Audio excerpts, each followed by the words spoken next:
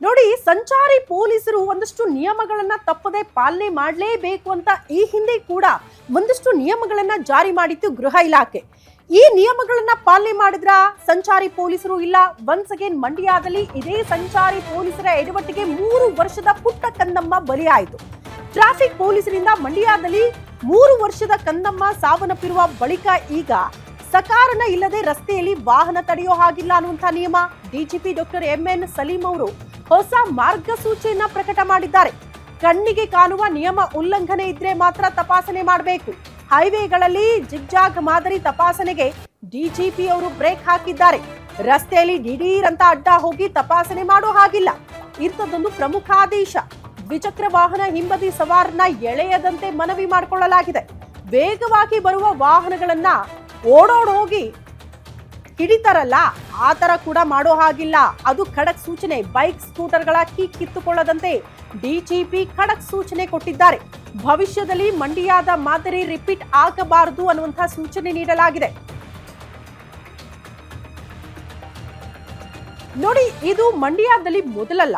ನಾನು ಈಗ ತಾನೇ ಗಮನಿಸ್ತಾ ಇದ್ದೆ, ಮೈಸೂರಲ್ಲೂ ಕೂಡ ದಂಪತಿ ಬೈಕ್ ಅಲ್ಲಿ ಹೋಗ್ತಾ ಇದ್ದಂತ ಸಂದರ್ಭದಲ್ಲಿ ಸಂಚಾರಿ ಪೊಲೀಸರು ಅಡ್ಡ ಬಿದ್ದು ಅವರು ಬೈಕ್ ಅನ್ನ ತಡೆಗಟ್ಟೋ ಮೂಲಕ ಅಲ್ಲಿ ಒಬ್ಬರ ಸಾವಾಗಿತ್ತು.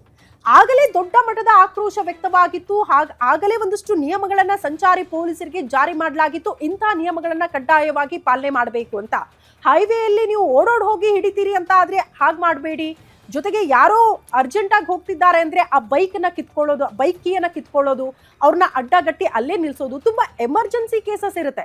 ಯಾರಿಗೂ ಹುಷಾರಿರಲ್ಲ, ಆಸ್ಪತ್ರೆಗೆ ದೌಡಾಯಿಸ್ತಿರ್ತಾರೆ. ಅಂತ ಸಂದರ್ಭಗಳಲ್ಲೂ ಕೂಡ ನೀವು ಕಿರಿ ಮಾಡ್ತೀರಿ ರೋಡಲ್ಲಿ ನಿಂತ್ಕೊಂಡು ಅಂತ ಅಂದ್ರೆ ಆ ರೀತಿ ಮಾಡಬೇಡಿ. ಅದರಿಂದ ಜನಸಾಮಾನ್ಯರಿಗೆ ತೊಂದರೆ ಆಗ್ತಾ ಇದೆ ಅನ್ನುವಂತಹ ನಿಯಮಗಳು ಇದ್ರೂ ಕೂಡ ಮಂಡ್ಯದಲ್ಲಿ ಮತ್ತೆ ಒನ್ಸ್ ಅಗೇನ್ ಇದೇ ಸಂಚಾರಿ ಪೊಲೀಸರು ಅಡ್ಡ ಹಾಕಿ ಬೈಕ್ಗೆ 3 ವರ್ಷದ ಪುಟ್ಟ ಕಂದಮ್ಮನ ಜೀವ ಪಡ್ಕೊಂಡ್ರಲ್ಲ, ಜೀವ ಬಲಿ ಆಯ್ತಲ್ಲ, ಇದಕ್ಕೆ ಯಾರು ಹೊಣೆ? ಈಗೇನೋ ನಿಯಮಗಳನ್ನ ತರ್ತೀರಿ, ಬಟ್ ಎಷ್ಟರ ಮಟ್ಟಿಗೆ ಇಂಪ್ಲಿಮೆಂಟ್ ಆಗುತ್ತೆ, ಎಲ್ಲರೂ ಅದನ್ನ ಎಷ್ಟರ ಮಟ್ಟಿಗೆ ಪಾಲನೆ ಮಾಡ್ತಾರೆ ಅನ್ನೋದು ಕೂಡ ಬಹಳ ಇಂಪಾರ್ಟೆಂಟ್ ಆಗುತ್ತೆ.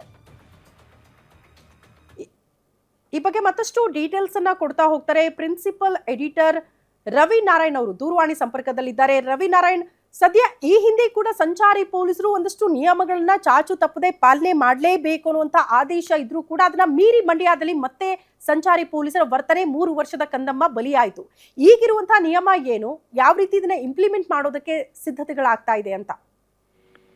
ಶ್ರುತಿ, ಈ ಒಂದು ಪೊಲೀಸ್ ಇಲಾಖೆ ಅಂದ್ರೆ ಹಾಗೆ ಬೆಂಕಿ ಬಿದ್ದಾಗ ಬಾವಿ ತೋಡುವಂತ ಕೆಲಸವನ್ನ ಈ ಪೊಲೀಸ್ ಇಲಾಖೆಯಲ್ಲಿ ನಡೆಯುತ್ತೆ.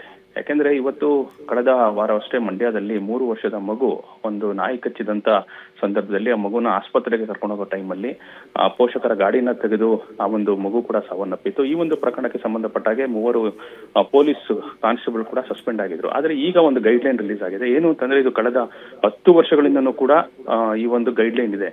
ಏನದು ಅಂತಂದ್ರೆ ಸಾರ್ವಜನಿಕರನ್ನ ಬಲವಂತವಾಗಿ ಅವರ ಗಾಡಿಗಳನ್ನ ಅಡ್ಡ ಹಾಕಂಗಿಲ್ಲ, ಮತ್ತು ಅವ್ರ ವಾಹನಗಳನ್ನ ಪರಿಶೀಲನೆ ಮಾಡೋವಾಗಿಲ್ಲ, ಮತ್ತೆ ಬಲವಂತವಾಗಿ ಅವರ ಗಾಡಿ ಕೀಗಳನ್ನ ಕಿತ್ಕೊಳ್ಳಂಗಿಲ್ಲ, ಮತ್ತೆ ಅವರಲ್ಲಿ ಏನಾದ್ರೂ ಬೇರೆ ಲೋಪದೋಷಗಳಿದ್ರೆ ಅವರಿಗೆ ನಂಬರ್ ಪ್ಲೇಟ್ ಅನ್ನ ಫೋಟೋ ತಗೊಂಡು ಆ ನಂತರ ಅವರಿಗೆ ದಂಡವನ್ನ ಹಾಕ್ಬೇಕು. ಈ ರೀತಿ ಒಂದು ರೂಲ್ಸ್ ಅಂಡ್ ರೆಗ್ಯುಲೇಷನ್ಸ್ ಇದೆ. ಆದ್ರೆ ಪೊಲೀಸ್ ಇಲಾಖೆ ಇದನ್ನ ಯಾವತ್ತೂ ಕೂಡ ಫಾಲೋ ಮಾಡಲ್ಲ. ಆದ್ರೆ ಈಗ ರಾಜ್ಯ ನೂತನ ಡಿಜಿ ಆಗಿರುವಂತ ಸಲೀಂ ಅವರು ಒಂದು ಆದೇಶವನ್ನ ಹೊರಡಿಸಿದ್ದಾರೆ. ಅದೇನು ಅಂತಂದ್ರೆ ಜಿಲ್ಲೆ ಅಂದ್ರೆ ಕರ್ನಾಟಕದಾದ್ಯಂತ ಎಲ್ಲಾ ಜಿಲ್ಲಾಡಳಿತ ಕೇಂದ್ರಗಳಲ್ಲಿ ಯಾವುದೇ ಕಾರಣಕ್ಕೂ ಪೊಲೀಸರು ಬಲವಂತವಾಗಿ ಸಾರ್ವಜನಿಕರ ಬೈಕ್ಗಳನ್ನ ಕಾರ್ಗಳನ್ನ ಅಡ್ಡ ಹಾಕೋದಿಲ್ಲ, ಅವರನ್ನ ಪರಿಶೀಲನೆ ನಡೆಸೋದಿಲ್ಲ.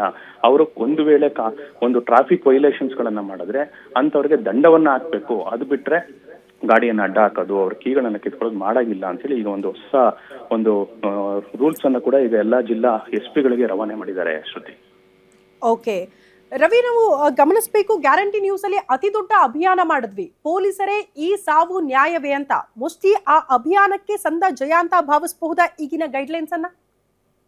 ಖಂಡಿತವಾಗ್ಲೂ ಶ್ರುತಿ, ಯಾಕೆಂದ್ರೆ ಈ ಒಂದು ಗೈಡ್ ಲೈನ್ ನಾನು ಹೇಳಿದಾಗೆ ಕಳೆದ 10 ವರ್ಷದಿಂದ ಕೂಡ ಇದೆ, ಆದ್ರೆ ಇದನ್ನ ಫಾಲೋ ಮಾಡ್ತಾ ಇರಲ್ಲ. ಹಾಗೆ ಯಾವಾಗ ಈ ಒಂದು ಗ್ಯಾರಂಟಿ ನ್ಯೂಸ್ ಅಭಿಯಾನ ಪ್ರಾರಂಭ ಆಯಿತು, ಮತ್ತೆ ಸಾರ್ವಜನಿಕ ವಲಯದಲ್ಲಿ ಸಾಕಷ್ಟು ಆಕ್ರೋಶಕ್ಕೆ ವ್ಯಕ್ತವಾಯಿತು, ಆಗ ಈ ಒಂದು ಹಿರಿಯ ಅಧಿಕಾರಿಗಳು ಒಂದು ಸಭೆಯನ್ನ ನಡೆಸಿ ಈಗ ಈ ಕಾನೂನು ಒಂದು ಸ್ಟ್ರಿಕ್ಟ್ ಆಗಿ ಜಾರಿಗೆ ತರಬೇಕು ಅಂತೇಳಿ ಈಗ ತಂದಿದ್ದಾರೆ. ಹಾಗಾಗಿ ಖಂಡಿತವಾಗಿ ಇದೊಂದು ಗ್ಯಾರಂಟಿ ನ್ಯೂಸ್ ನಡೆಸಂತ ಒಂದು ಅಭಿಯಾನದಿಂದ ಒಂದು ಯಶಸ್ಸು ಸಿಕ್ಕಿದೆ ಅಂತಾನೆ ಹೇಳ್ಬೋದು ಶ್ರುತಿ.